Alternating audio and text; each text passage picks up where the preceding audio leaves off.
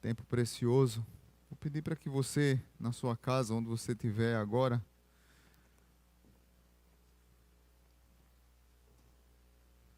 antes da palavra, eu quero reforçar aqui dois avisos e ter um tempo de oração com vocês. Um primeiro aviso é sobre oração. Nós vamos estar iniciando aqui uma campanha de oração com o nosso Ministério de Oração. 15 dias de oração, todos juntos em oração por essa situação no mundo, né? E será de 20 a 20 e 30. Nós vamos estar divulgando nas redes. E alguns desses momentos nós faremos ao vivo, com lives ao vivo. Mas nós queremos desafiar você na sua casa para separar esse horário de 20 a 20 e 30 para você reunir com a sua família e ter um tempo de oração por essa situação que nós estamos passando. Uma outra coisa é você aproveitar esse momento para pregar o Evangelho através das redes sociais, através da tecnologia, né? Ontem nós ficamos muito felizes, porque percebemos que as células, todas reunidas através de alguns aplicativos, né? Hangout, Google Duo, Zoom, e eles estiveram reunidos online e eles publicaram isso. Se você estiver na sua casa hoje assistindo o culto, nós pedimos para que você tire uma foto junto com a sua família, tire uma foto assistindo o culto online e você publique isso e convide outras pessoas. Você pode compartilhar o link no YouTube para que outras pessoas possam estar assistindo também, assim como você, tendo o privilégio, a oportunidade de adorar a Deus nesse tempo. Como o Marcos falou na agenda, nós estamos também no nosso canal no YouTube distribuindo lá material para crianças e também do discipular e da sala do batismo. Estão lá as aulas disponíveis. Mas nesse momento agora, eu queria que você separasse esse tempo junto com a sua família para orar. Antes da leitura da palavra, eu queria orar com você. Se você quiser, onde você estiver, se ajoelhar, quiser ter um tempo seu agora, dobrar os seus joelhos e adorar a Deus através da oração, mas eu queria separar um tempo para a oração agora, que você pudesse separar pelo menos agora 1 minuto de oração. E quando nós terminarmos a oração, eu vou ler um texto da palavra de Deus e vou convidar você a ficar ouvindo esse texto. E sobre esse texto nós vamos trazer a reflexão hoje. Então fique em silêncio agora, eu vou pedir para que você silencie tudo, pare o que você está fazendo e você fique em silêncio agora, orando a Deus, você e Deus agora, um tempo com Ele.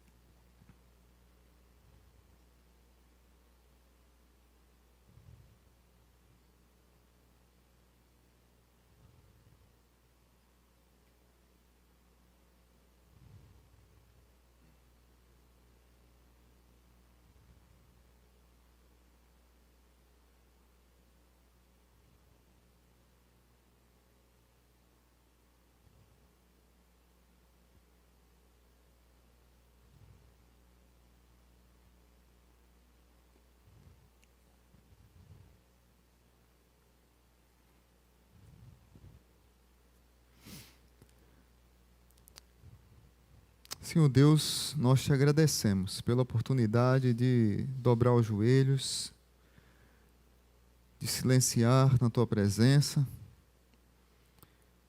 buscando o Senhor, buscando a tua comunhão, buscando a tua palavra.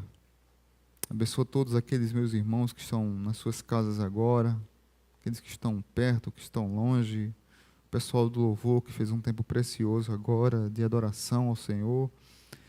os que estão aqui na mídia, ajudando no som, na mídia. Obrigado pela vida deles, ó Pai.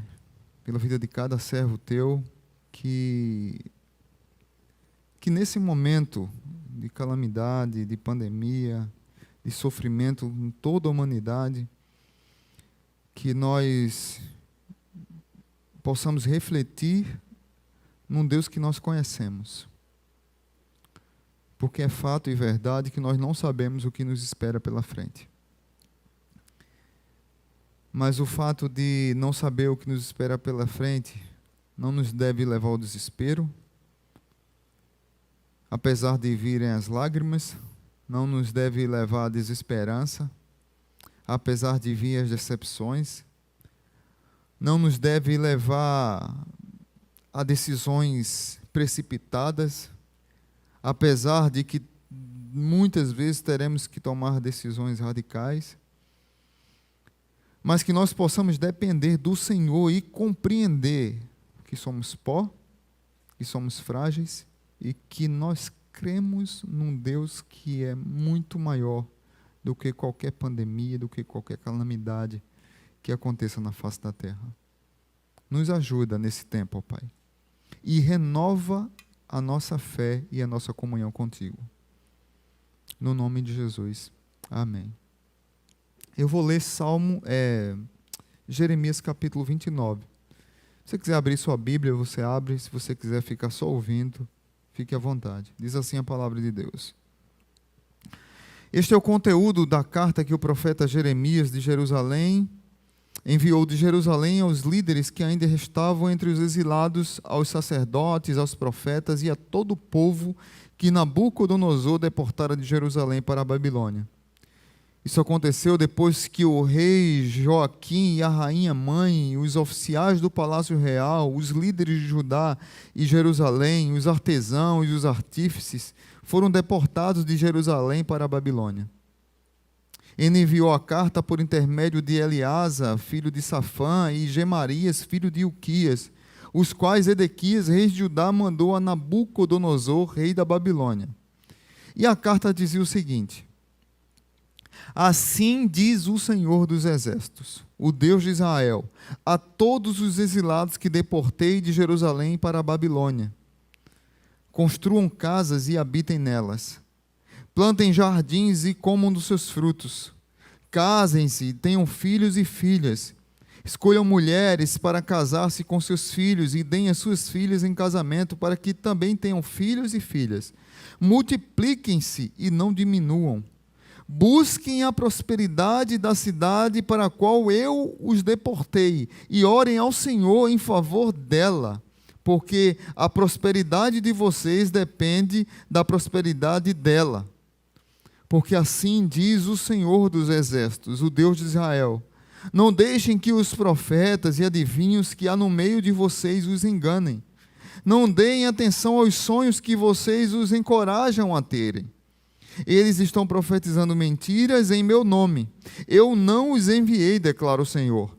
Assim diz o Senhor: quando se completarem os 70 anos da Babilônia, eu cumprirei a minha promessa em favor de vocês, de trazê-los de volta a este lugar.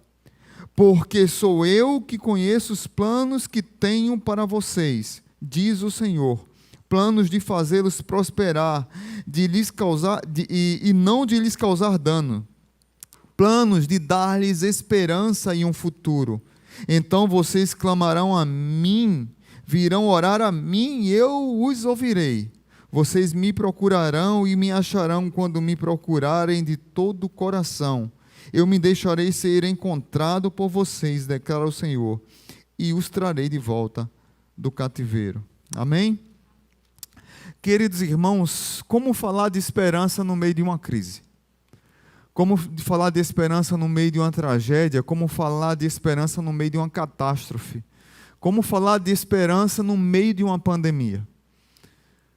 Desde que, quando chegou essa realidade no nosso país, e quando estava na China, que foi em dezembro, que o médico que descobriu foi zombado, foi dito que estava lançando fake news, veio a falecer. acendeu o sinal de alerta. E esse texto veio me incomodando.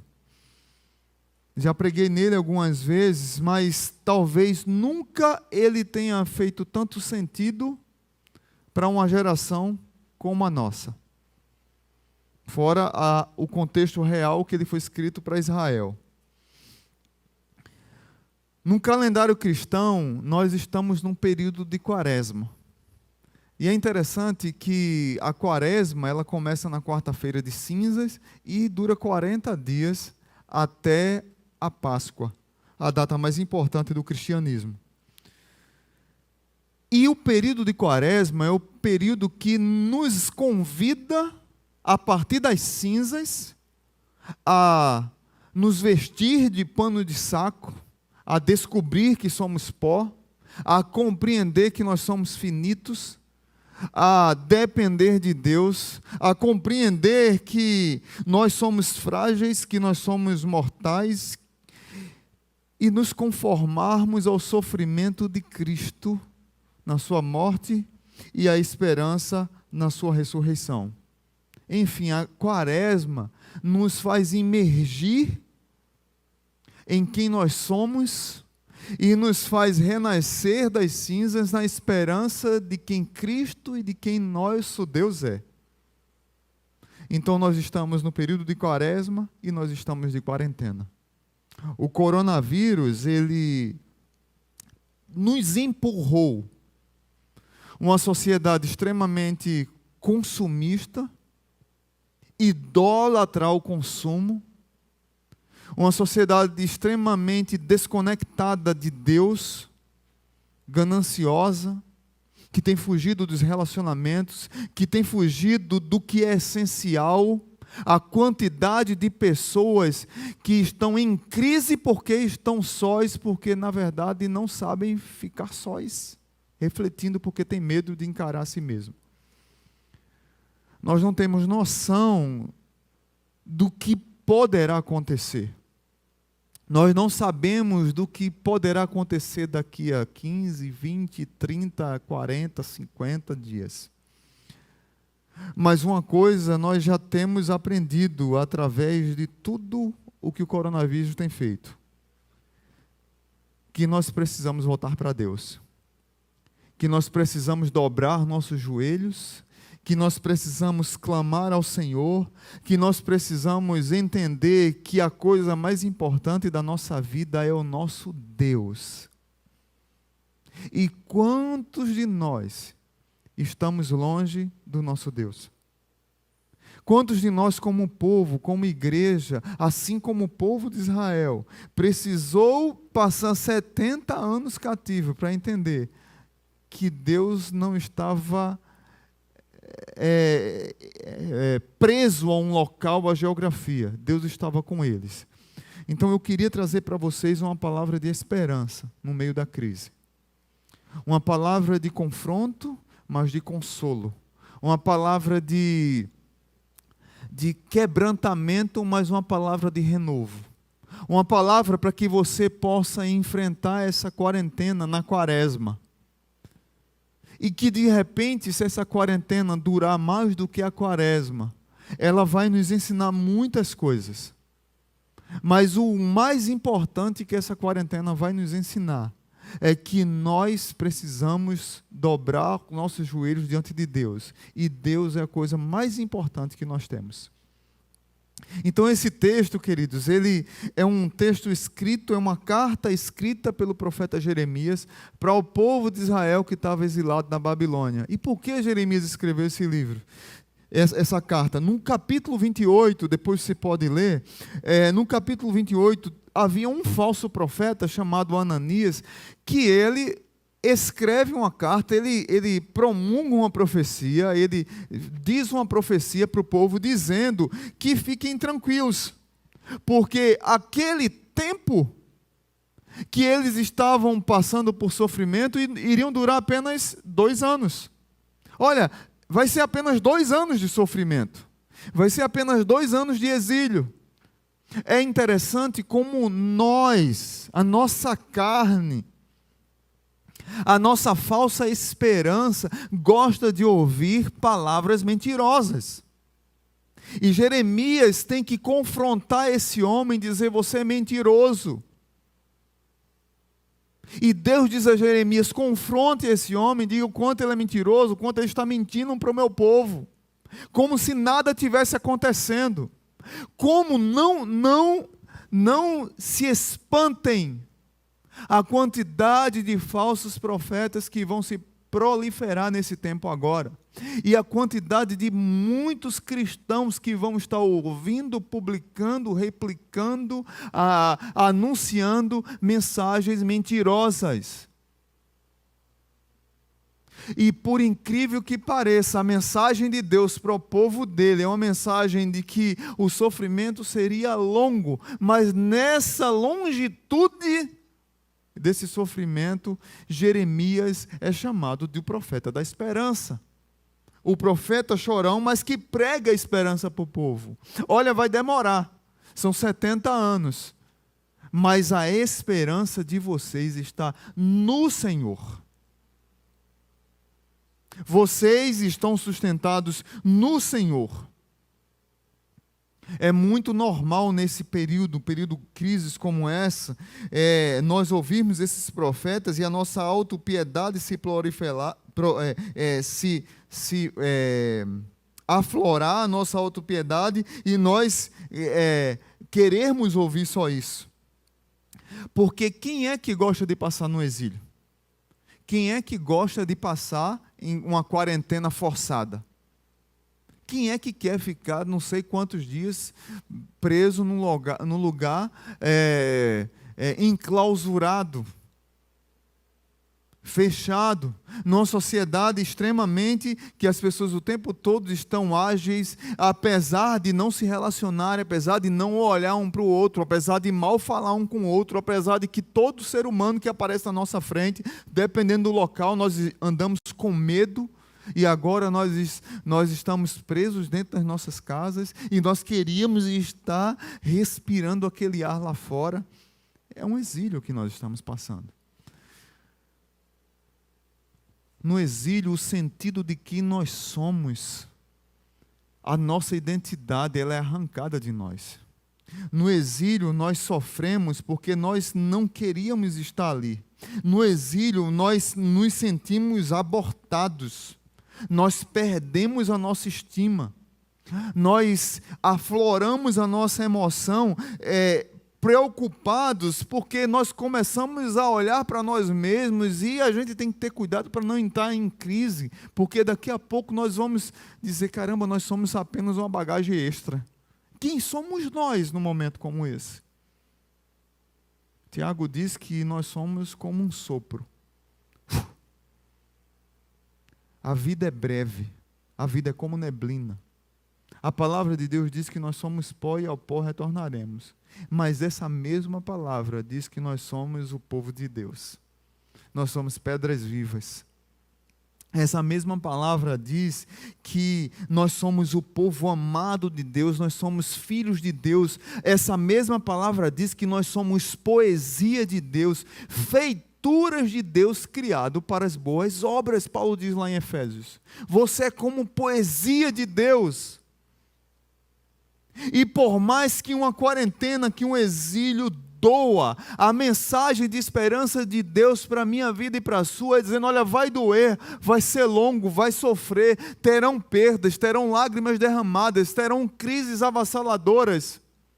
Mas você é filho amado, você é filha amada, você é criança amada, você é adolescente amado, você é idoso amado. Nós precisamos voltar para o Senhor, porque quantas vezes um povo de Israel precisou passar por lutas como essa, para descobrir que a presença de Deus era o que eles mais precisavam. E aí eu queria trazer 3 lições para a minha vida e para a sua. Como ter esperança em meio à tragédia, pastor? Primeiro, nós, como povo de Deus, nós precisamos encorajar aqueles que estão sem esperança. Talvez do seu lado tem gente que já perdeu esperança e nós estamos apenas, oficialmente, há uma semana de quarentena, mais ou menos. Uma semana, mais ou menos. Tem gente que já perdeu a esperança. Tem gente que já está falando em crise depressiva, em síndrome de pânico. Tem gente que já está pensando em suicídio. Tem gente que já está pensando em chutar o pau da barraca e não obedecer às orientações das autoridades. Tem pessoas que já perderam as esperanças. Tem pessoas que sabem que vão entrar em crises financeiras terríveis. Tem pessoas que sabem que vão perder a liberdade. Tem pessoas que sabem que vão perder casas. Tem pessoas que sabem que vão perder a dignidade que o mundo fala. Tem pessoas que vão perder parentes. Tem pessoas que vão perder amigos. O povo de Israel, quando a marcha para o exílio, já perderam muita gente. Eles perderam o lugar. O povo de Israel idolatrava o templo. O templo de Salomão era algo idolatrado pelo povo. Não o Deus de Israel era adorado, mas o templo era idolatrado. A cidade de Jerusalém era algo que o povo adorava, mas o Deus de Israel não era adorado. E quando esse povo perde isso, eles entram numa paranoia terrível. E aí eles estão na marcha, como presos, indo para a Babilônia. E mais ou menos 1.100 quilômetros, muitos morreram no caminho. Muitos sofreram, muitos morreram de sede, muitos idosos não aguentaram, talvez grávidas, crianças, muitas pessoas não conseguiram chegar. Então, além de perder cidade, além de perder o templo, além de perder a identidade do meu lugar, do meu cheiro, de comer o meu feijão, de comer o meu arroz, de comer o meu pão assado, de comer o meu pão frito, o meu ovo frito, do meu jeitinho, na minha cidade, no meu lugar. Eu estou indo para um lugar que eu odeio, que me persegue, que eu sou presidiário deles, que eu sou escravo deles, e ainda no meio do caminho eu perco familiares, perco pessoas. Quem é que não entra em desespero com isso? Quem é que não entra em crise com uma situação dessa? O povo de Israel entrou em crise porque eles eram humanos, e nós somos tão humanos quanto eles. E por que eu estou falando para que nessa primeira lição nós precisamos erguer forças para encorajar os que estão sem esperança? Porque já tem pessoas que estão sem esperança. Já tem pessoas que estão sofrendo demais. Se você segurar um pouquinho aqui, olhando para esse mesmo contexto, eu vou pedir para você abrir lá no Salmo 137. O Salmo 137 fala um pouco sobre esse contexto. Veja o que é que o povo de Israel escreve no Salmo 137. Vou ler só até o verso 4. Veja a crise deles, o sofrimento deles, a dor deles que estavam cativos. Não vamos ler todo, porque um salmo no final se torna um salmo imprecatório, mas eles se revoltam com a situação. Juntos aos rios da Babilônia, nós nos sentamos e choramos com saudade de Sião. Ali nos salgueiros penduramos as nossas harpas, ali os nossos captores pediam-nos canções, os nossos opressores exigiam canções alegres, dizendo: cantem para nós uma das canções de Sião. E aí veja o que é que o povo de Israel diz. Como nós poderíamos cantar as canções do Senhor numa terra estrangeira? Meus irmãos, é como se eu chegasse aqui para o pessoal do louvor que cantou hoje, eles estão aqui abatidos, frustrados, tristes, com medo, e é normal. E chegasse num período da crise que eu desafiasse aqui: Vera, canta uma canção, Vera. Saulo, toca uma música. Raquel, canta uma música. Henrique, toca uma música no sax, uma música linda que chama atenção, que conforta o nosso coração. Camila, vai lá, tira um som legal para que a gente possa reanimar. E aí eles dissessem: cantar? Como cantar numa situação dessa? Como louvar a Deus numa situação dessa? Como ter esperança numa crise dessa? Para que cantar? Para que sorrir? A vida acabou, não há mais esperança, não tem mais jeito. Eu vou pegar meus instrumentos, meu sax não toca mais som, não sai mais som daqui. Minha bateria eu vou guardar. Minha voz, eu vou calar a minha voz. As cordas da minha guitarra, do meu violão, eu vou arrancá-las. Não vou tanger mais a harpa. Não sairá mais som. Não terá mais alegria na minha vida. Era essa situação que o povo de Israel estava passando. E eles disseram, não queremos mais tocar. Não queremos mais cantar. Não tem mais alegria para a gente. Perdemos as esperanças. E eles entram numa crise profunda. E diz assim, no verso 5, que minha mão direita dê fim, ó Jerusalém, se eu me esquecer de ti. Que a língua se me grude ao céu da boca, se eu não me lembrar de ti e não considerar Jerusalém a minha maior alegria. Lembra-te, Senhor, dos edomitas e do que fizeram quando Jerusalém foi destruída, pois gritaram, arrasem-na até aos alicerces. Ó cidade da Babilônia, destinada à destruição, feliz aquele que lhe retribuiu o mal que você nos fez. Feliz aquele que pegar os seus filhos e os despedaçar contra a rocha. Veja como o povo de Israel estava desesperado, frustrado. Chegou num nível de extremo humano, de desespero, de dor e de revolta e de ódio. E escreve esse salmo imprecatório, porque nós somos assim. Mas eu queria dizer para vocês, meus irmãos, que nesse período de desencorajamento, que Deus levanta em nosso meio pessoas que encorajem os que estão sem esperança. Não pendurem as harpas. Não pendure as suas harpas. Não guarde a sua guitarra, não guarde o seu violão, não guarde o seu sax. Não cale a sua voz, não guarde o violão, não esconda a bateria. Continuem cantando. Não cale a sua voz. Os hinos de louvor a Deus, os hinos de adoração a Deus, a instrumentalidade que Deus lhe deu, essa esperança que precisa ser renovada na minha e na sua vida, ela precisa ser encorajada constantemente nesse período de crise.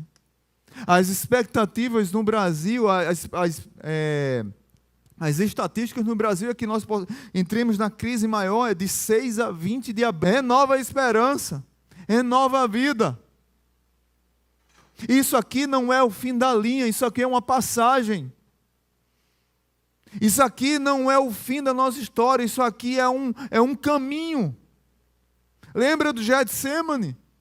Jesus orou no Getsemane, sofrendo, em crise, suou sangue, mas ele se levantou para a missão e disse, levante-se. Os homens lá, os discípulos, estavam extremamente cansados, afadigados, não era físico, era emocional. Pedro não conseguia deixar o olho aberto, e a gente critica Pedro, Pedro dormiu, Pedro é um fraco, e muitos de nós entramos em crises assim. É para você que está numa crise assim já, com 7 dias, eu quero dizer para você que Deus renove a sua esperança. Talvez você esteja desencorajado, mas a minha oração é que você possa se abraçar às pessoas da sua casa, que você possa ser acolhido por essas pessoas, que você possa usar os recursos da tecnologia para conversar com outras pessoas, para chorar, para desabafar, para entender que você precisa expressar a sua dor, para que Deus possa derramar esperança através da vida de tantas outras pessoas na sua vida. Não dependure as suas harpas. Amém? Segunda lição, nós precisamos encorajar aqueles que têm falsas esperanças. Muitos de nós, Jeremias, quando ele escreve essa carta, ele traz essa ideia justamente por causa dos falsos profetas. E é interessante que que essa linguagem persuasiva de falsos profetas, muitos de nós queremos ouvi-la, sabemos que tem algo maquiavélico, mentiroso, enganador ali, mas eu quero ouvir aquilo porque é aquilo que me conforta. E muitos estão enganados porque realmente não têm ciência da realidade. Não tem perícia para entender que está vindo uma mentira. Então, muitos são enganados realmente porque não tem perícia no assunto, e aí são enganados por falsos profetas que prometem uma esperança que Deus não deu, que promete uma vitória que Deus não deu, que promete uma calmaria que Deus não disse que ia ter, que promete que o exílio na Babilônia seria apenas 2 anos e que Deus já tinha dito que seriam 70 anos. Então muitos não têm perícia e dizem assim, caramba, que coisa boa, vou me reanimar aqui, vou viver a vida de todo jeito aqui, vou ser irresponsável, porque vai ser rápido isso aqui. Mas tem aqueles que têm um coração pecaminoso mesmo, que conhecem a palavra, que sabem a verdade, que sabem que tem profetas mentirosos no nosso meio, e que querem ouvir essas palavras mentirosas para alimentar uma falsa esperança. E aí Jeremias, ele também fala para esse público. Esses falsos profetas, eles tinham uma linguagem de bajulação dizendo que era pouco tempo. Jeremias diz que seria muito tempo. E aí Jeremias diz no verso 5 e 6, diz, olha, vocês têm que se preparar. As esperanças de vocês são falsificadas. Elas vão cair por terra. Deixa eu dizer como é a real para vocês. E aí no verso 5 e 6 ele diz, construam casas e habitem nelas. Plantem jardins e comam dos seus frutos. Casem-se e tenham filhos e filhas. Escolham mulheres para casar-se com seus filhos e deem suas filhas em casamento para que também tenham filhos e filhas. Multipliquem-se e não diminuam. E aí no verso 7 ele diz, talvez uma das palavras mais difíceis para aquele povo ouvir. Busquem a prosperidade da cidade para a qual eu os deportei e orem ao Senhor em favor dela. Orar pelo inimigo. Orar pela Babilônia, Deus. Orar para que a Babilônia prospere. Algumas versões dizem assim, ore pela paz na Babilônia. Porque na paz da Babilônia vocês terão paz. A ideia realmente é de prosperidade, é de satisfação em Deus. O que Jeremias está dizendo assim para o povo de Israel é, vocês precisam estar satisfeitos em Deus na Babilônia. Vocês precisam completar o coração de vocês com a minha presença. Só eu que completo a vida de alguém. Agostinho já dizia que nós temos um buraco no nosso coração do tamanho de Deus. Satisfaçam seu coração em Deus. Busque a prosperidade da cidade para a qual eu os deportei e orem ao Senhor em favor dela. Porque a prosperidade de vocês depende da prosperidade dela. Ou seja, vocês ficarão em paz se a Babilônia estiver em paz. E vocês vão fazer a Babilônia prosperar em paz. O que eu quero dizer para aqueles que estão com falsas esperanças? Submetam-se a Deus nesse tempo, que vai se levantar profetas da falsa esperança. Entendam que nós estamos entrando numa crise que nós não sabemos o fim, nem quando e nem a proporção. Isso é fato. Isso os profissionais já dizem. O que nós precisamos de ter é os cuidados totais que as autoridades orientam para que a gente possa minimizar o problema. Minimizar. Não é que ele não vai acontecer. Ontem, minha filha estava contando que um amigo foi para um casamento, alguma coisa assim, ontem. A polícia foi lá ontem, aqui perto. A polícia foi lá e disse: vocês têm meia hora para terminar o casamento. Vocês têm meia hora para terminar o casamento e ir para suas casas. Irem para suas casas. Como se as pessoas não tivessem entendido o que está acontecendo. E muitas dessas pessoas promulgam essa falsa esperança. Meus irmãos, o tempo agora é de recolhimento. O tempo agora é de se submeter a Deus e entender que muitas vezes Deus permite que nós passamos por situações para que a gente possa nos quebrantar e depender única e exclusivamente dEle. É interessante que Jeremias, o povo de Israel, tinha um jugo de madeira nas costas, no pescoço, para simbolizar o sofrimento do povo de Israel na Babilônia. E Deus pôs um jugo em Jeremias, de madeira, para representar a dor do povo, para representar o que Deus estava direcionando para o povo. E o profeta mentiroso, Ananias, no capítulo 28, ele pega esse jugo de madeira que está em Jeremias e ele quebra. Ele quebra algo que Deus mandou fazer. E esse falso profeta diz assim: a palavra é a minha. Serão 2 anos. E Deus diz assim para o povo de Israel: lembre-se de que se rejeitarmos o jugo de madeira e submissão, acabaremos usando um jugo de ferro e subjugação. Capítulo 28, verso do 12 ao 14.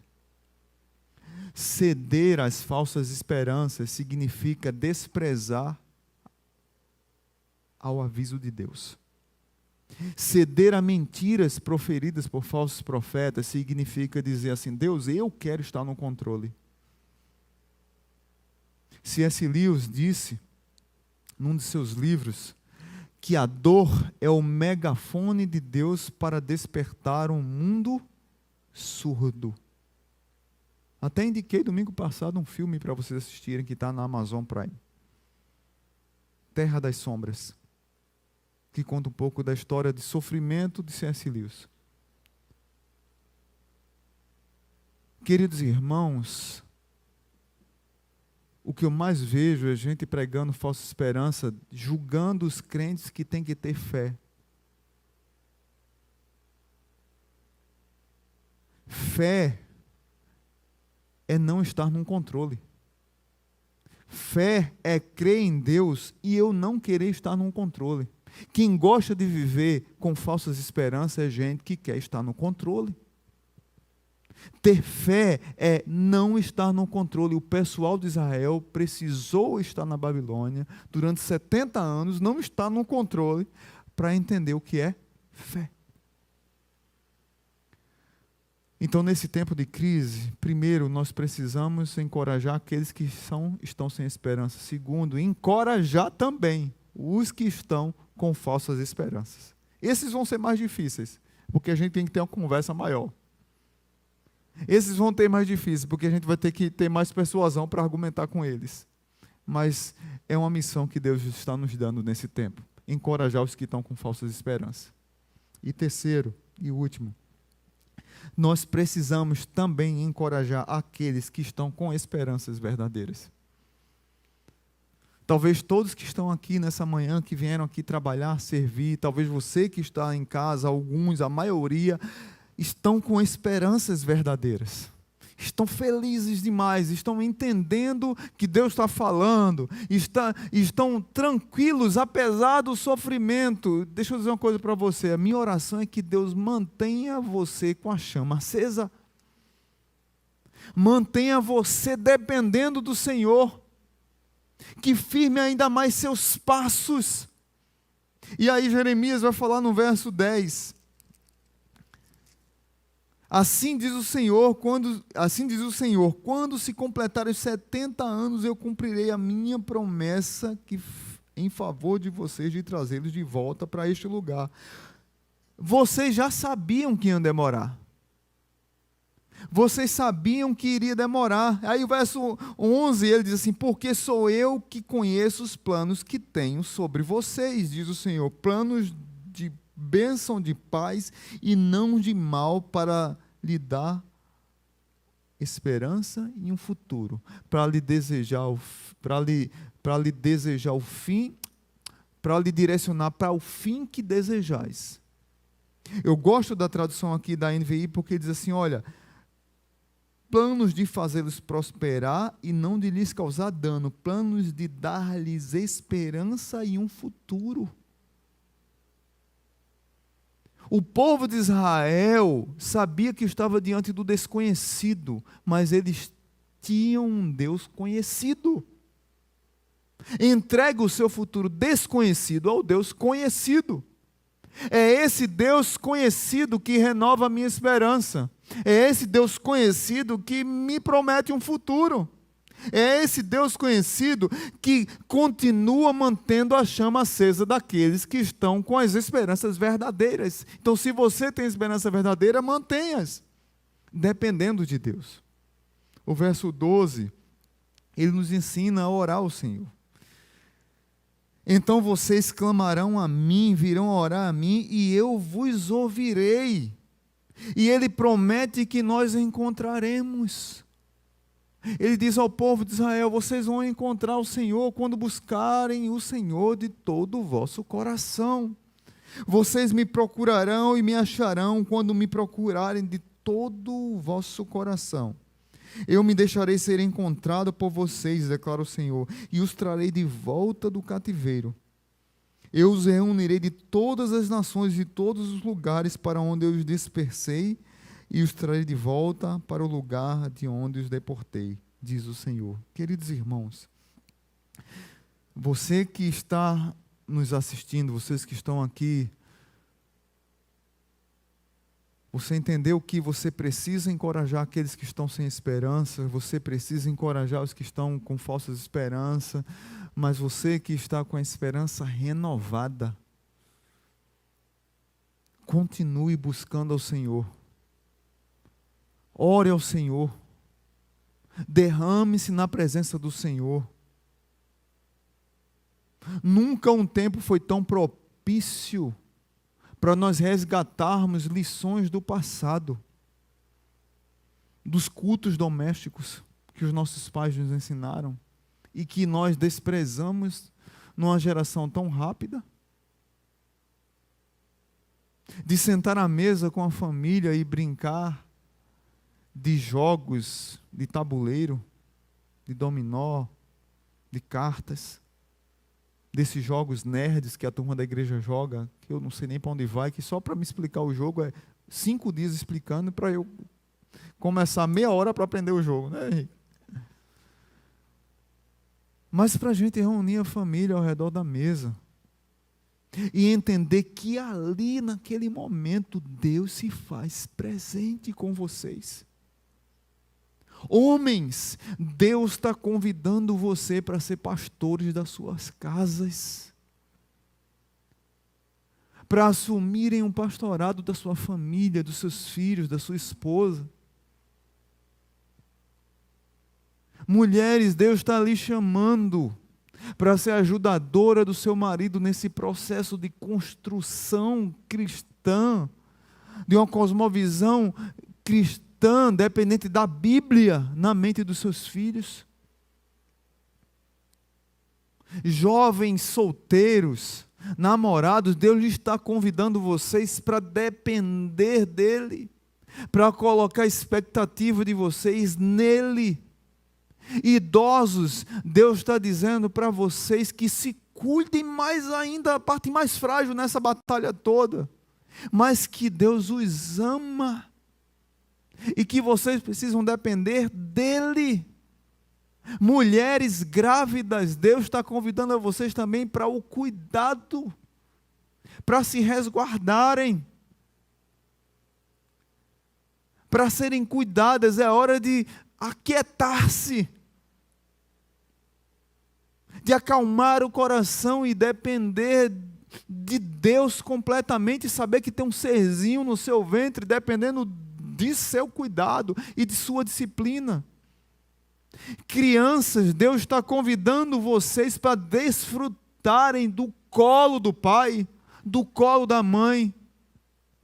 Deus está convidando vocês para abraçarem uns aos outros dentro das casas, claro, seguindo as regras sanitárias. Mas dentro da casa, família ser família e compreender que Deus está ali. E que Deus está mantendo essa esperança verdadeira viva, essa chama verdadeira. Nesse mundo terrível que tem pregado contra relacionamentos sadios, verdadeiros. Nesse mundo terrível que tem desprezado relacionamentos familiares, que tem deturpado o que é família. Deus está nos convidando para a vida comunitária a partir das nossas casas. A sermos mais generosos. A entender que temos muito, que acumulamos muito, a entender que nós precisamos ser mais generosos, a entender que nós precisamos ser mais empáticos, a entender que nós precisamos dar bom dia ao nosso vizinho, que a gente nem sabia, e nesses 7 dias a gente já sabe que tem um vizinho. Você sabia que tem vizinho? Interessante que lá em casa, ontem eu estava dizendo a Benjamin, eu disse, Benjamin, eu não sabia que tu era Fifi não, viu?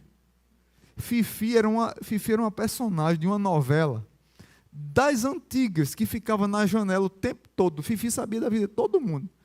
Benjamin chegou para mim e disse, painho, tem um menino aqui do lado do 7º andar, que ele passa o tempo todinho, de manhã até de noite, na varanda, na rede. O de lá de baixo, ele levanta para comer e volta. Aí eu disse, mas rapaz, que bicho Fifi da goza. O Benjamin. Claro que Benjamin não é assim, ele se relaciona, ele desce, briga com os meninos lá no condomínio e tudo. Mas o que eu quero dizer é que nós estávamos tão enclausurados que a gente nem percebia que tinha vizinhos. E de repente está todo mundo nas casas e a gente percebe que tem vizinho do lado, tem do outro, tem pessoas que precisam do nosso apoio, tem pessoas que precisam do nosso sorriso, tem pessoas que precisam da esperança renovada e nós as temos. Nós temos Jesus, irmãos. Nós temos o Senhor conosco. O que é que nós temos dado para as pessoas? Muitas vezes nós temos dado egoísmo, isolamento, e Deus nos convida agora para sermos mais comunitários, para entendermos o outro, para respeitarmos as fragilidades do outro, para sermos mais empáticos com o outro. Muitas das nossas ações hoje têm que ser pensadas no outro, porque a situação nos convida a pensar em todos, não só em nós mesmos. Nós fomos forçados a ter esperanças verdadeiras, mas sempre pensando no outro. Mas quando é que a gente vai conseguir manter isso? Quando a gente buscar o Senhor. Buscar-me-eis e me achareis quando me buscardes de todo o vosso coração, diz o Senhor. Para encerrar, eu quero ler algumas reflexões aqui para vocês. O objetivo da fé em Deus não é viver da forma mais confortável possível. Os falsos mestres pregam que nós precisamos ter tudo, determinar, decretar, porque vamos conseguir. O objetivo da fé não é a pessoa viver da forma mais confortável possível, mas viver da maneira mais profunda e íntegra possível. É lidar com a realidade da vida e descobrir que nós devemos agir através do amor, através da empatia, a não dependurar as harpas, apesar de estarmos na Babilônia, apesar de estarmos diante de uma pandemia. Nós precisamos ter fé em Deus e viver da forma mais profunda e íntegra possível. Mas também, essas lições me trazem uma outra reflexão. E aí, baseado no texto de que você deve multiplicar, você deve crescer, você deve avançar, você deve ser quem você é, florescer onde você está plantado, é isso que Jeremias diz?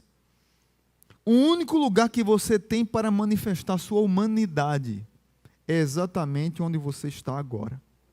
Deus está convidando você para manifestar sua humanidade onde você está agora. A única oportunidade de desfrutar do viver pela fé é nas circunstâncias que nós nos encontramos no presente.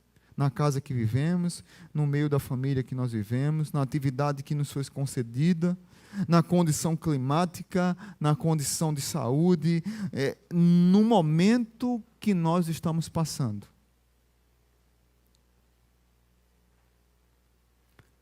Viver pela fé é viver a humanidade que Deus me dá a capacidade de desfrutar no momento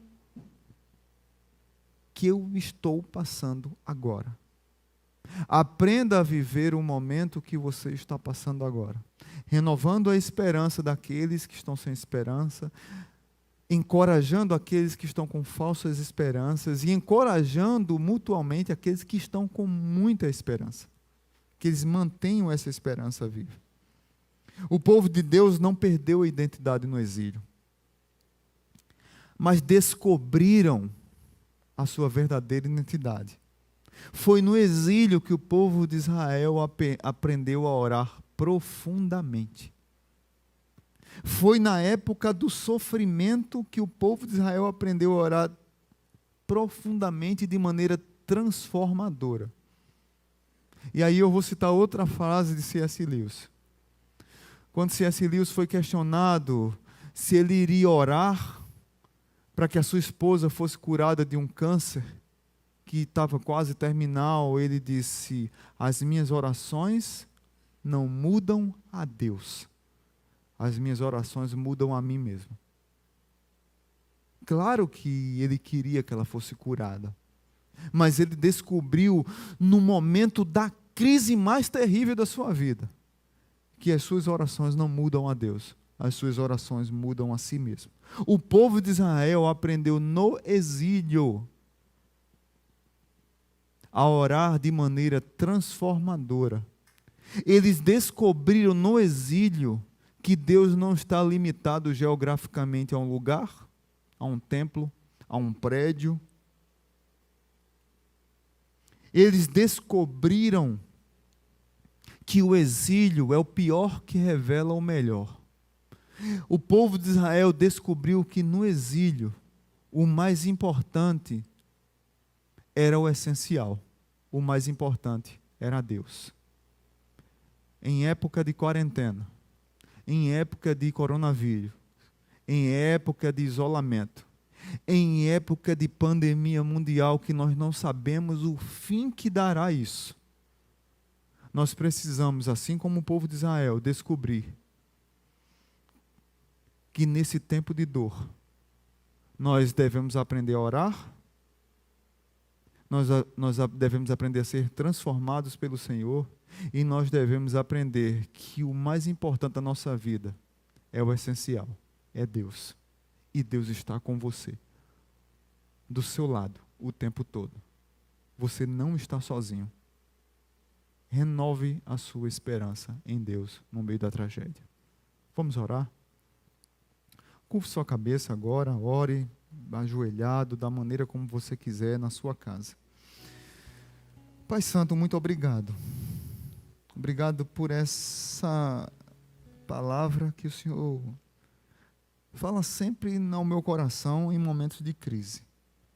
Quantas vezes eu já li esse texto, quantas vezes eu já fui impactado, quantas vezes eu chorei, quantas vezes eu clamei, mas nunca esse texto fez tanto sentido na minha vida quanto diante do que estamos passando, diante do que nós estamos a enfrentar.